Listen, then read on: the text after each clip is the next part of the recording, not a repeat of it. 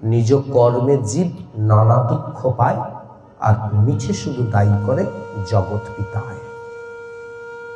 তোমার নানা কর্ম ফলের জন্য মহারাজ তুমি আজকে ভুগছ। তোমার মনের মধ্যে সন্তুষ্টি নেই কেন, সেটাও তোমার দোষ। আর তুমি কি বলছো, ভগবান তোমার জন্য হয়েছে। বল কথা। নিজ কর্মে জীব নানা দুঃখ পায়, আর মিছে শুধু দায়ী করে জগৎ পিতায়।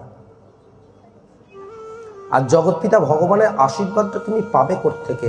প্রভু তোমাকে সামান্য নিত্যকর্ম করেছে, কিন্তু তোমার মধ্যে লাজ লজ্জা ভয়টাই তোমার গেল না।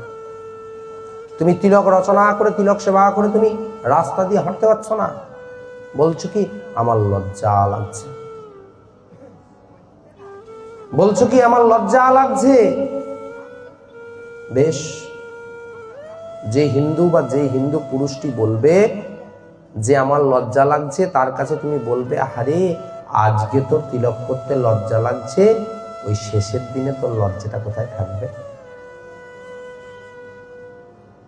যেদিন তোমাকে চার বেয়ারা কাঁধে করে নিয়ে চলে যাবে, সেদিন তো তুমি না চাইলেও তোমাকে লোকের হাতে চন্দনের ফোঁটা তো পড়তে হবে, হবে না?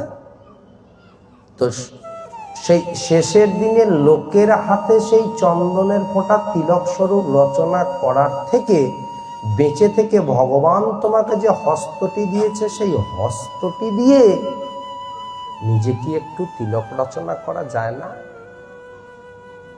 হ্যাঁ, আজকে কোথাও, আজকে যে এখানে একটি ভাগবত কথা যজ্ঞ চলছে, গুটি কয়েকটি লোক যখন কোথাও কথা যজ্ঞ করলে নিম্নে সেই কথা যজ্ঞের লোকের সংখ্যা হয় কম করে 1,500 থেকে 2,000, কিন্তু আজকে এত লোক সংখ্যা কম কেন? বলে কি, ওখানে হরি সংকীর্তন হচ্ছে, কি যাব? তার থেকে পাশের মাঠে যদি একটা ডিজে বাজানো হয়, প্রচুর লোক চলে আসবে। একটা বাউল নিয়ে আসো, লোকের জায়গা দিতে পারবে না। কিন্তু শ্রীমদ্ ভাগবত কথায় কীর্তনের লোক থাকে না। বলে আজকে তুমি কীর্তন শুনছো না, কোনো ক্ষতি নেই, তাহলে তুমি বলে যাও, শেষের দিনে তোমাকে যখন নিয়ে যাবে তখন কীর্তন বা হরিধ্বনি করা যাবে না। বলতে পারবে? তো শেষের দিনে অপরের বদনে হরিধ্বনিটা তারা করবে, তুমি শুনতেও পাবে না। তার থেকে কি বেঁচে থেকে নিজের বদনে হরিধ্বনি করে সেই হরিধ্বনিটা নিজ কর্ণে শ্রবণ করাটা কি খুব খারাপ হবে? বলে জীবনে তুমি অনেক গয়না অলংকার বহু কিছু করতে পারবে,